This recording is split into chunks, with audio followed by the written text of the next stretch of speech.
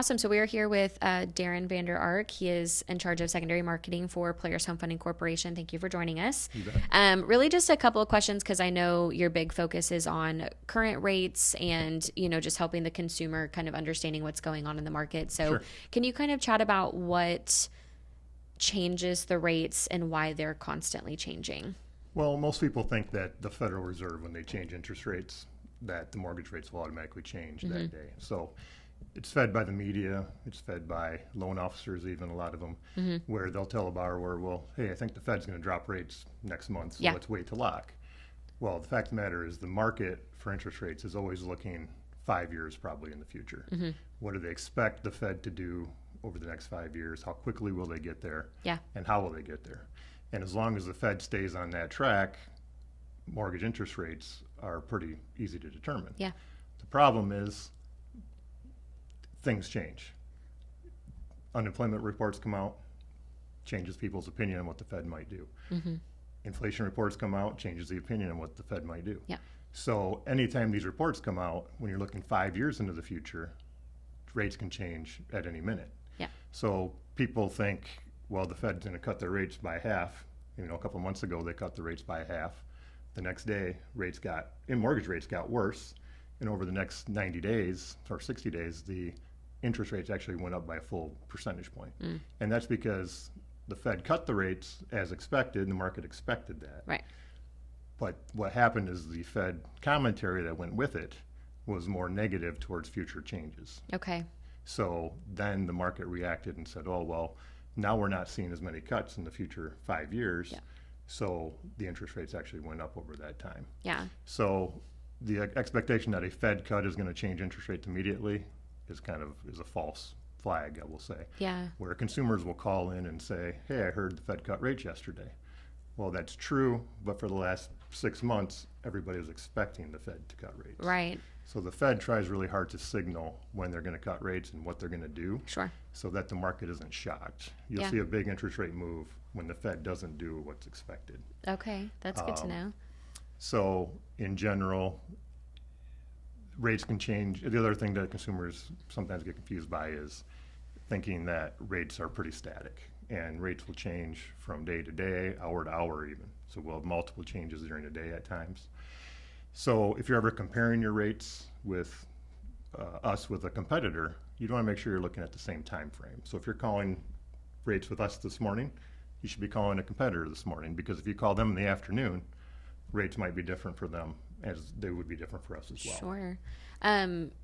Speaking of the consumer standpoint, so if we, hear the media say, oh, the Fed's cutting rates by half a point, consumers get confused thinking that the rate actually is dropping by half a point, which is not true. Can you kind of touch on what that means? And like you said earlier, it actually went up by a percentage point, but they had cut rates. Right. It's just because of the signaling the Fed does. Okay. And I mean, it's a world market, a world economy. Yeah. If the Fed thinks they're going to cut by half a point, most economists already know well in advance that a half point cut is probably coming. So when they're looking out over a 5-year time horizon as to where the market and interest rates will be, Yep. the marketplace has already factored in the fact that the Fed is going to cut by half point.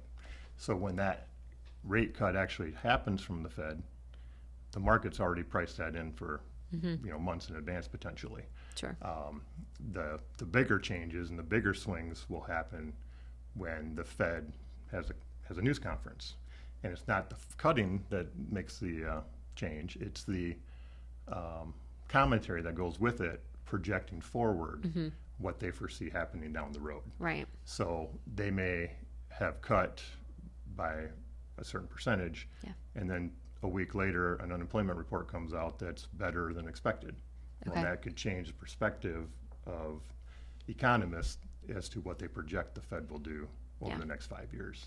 Good to know. So obviously back in 2020, 2021, we saw rates at a very, very low rate, and a lot of consumers are still confused thinking that they might go back to that at some point, when in reality, kind of where we're sitting, maybe a little bit less of a rate is normal. How do you educate consumers, just to make them feel better, because they're just so shocked that rates are so high and they feel like they're never going to be able to afford a home?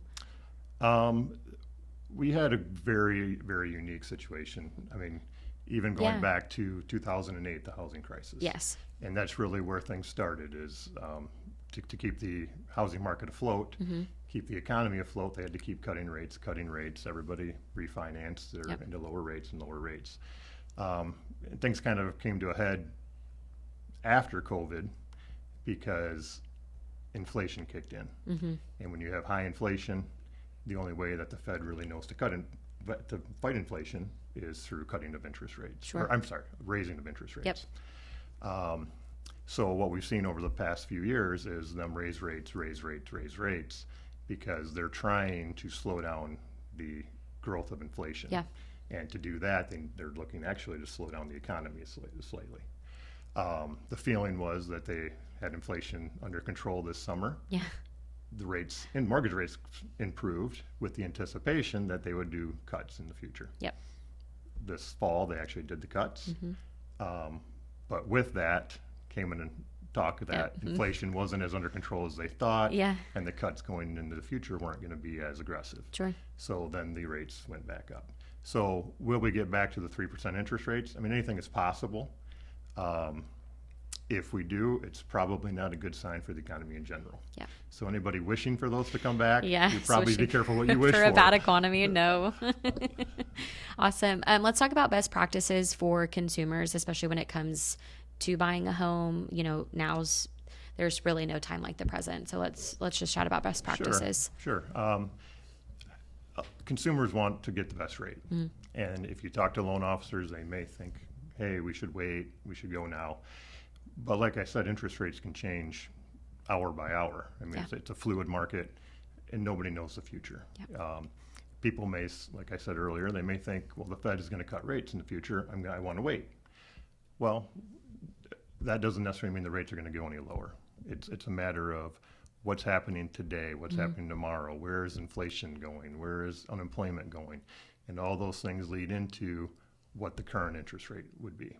So the best practice I would recommend for a borrower is have a loan officer that you trust, and know that if you trust them, they're working for you, they're going to give you the best rate they can at that moment, because they don't know what the next moment's going to be. Yeah. And nobody does. Yeah. But if you trust your loan officer, he'll give you the best price you can. If you say you lock in a loan today, you may talk to a different loan officer at a different company tomorrow, and they may say, oh, well, I can give you a better rate than that. Well, that may be true, but your loan officer probably could have yesterday as well. Yeah. Tomorrow's a new day. Yeah, absolutely. So it's all a gamble. If you want to wait, you're rolling the dice that things are going to go your direction. They Sure. might go the other direction, and Yeah. now you're chasing a worse interest rate. Yeah. Now we're back in the eights. I'm just kidding. Yeah, you never Absolutely. know. Yeah, you never know. Well, if you go in the eights, maybe you can refinance in a year. Yeah, absolutely. Awesome. Well, thank you so much for joining us today. I You're appreciate welcome. it. No problem. Cool. Thank you.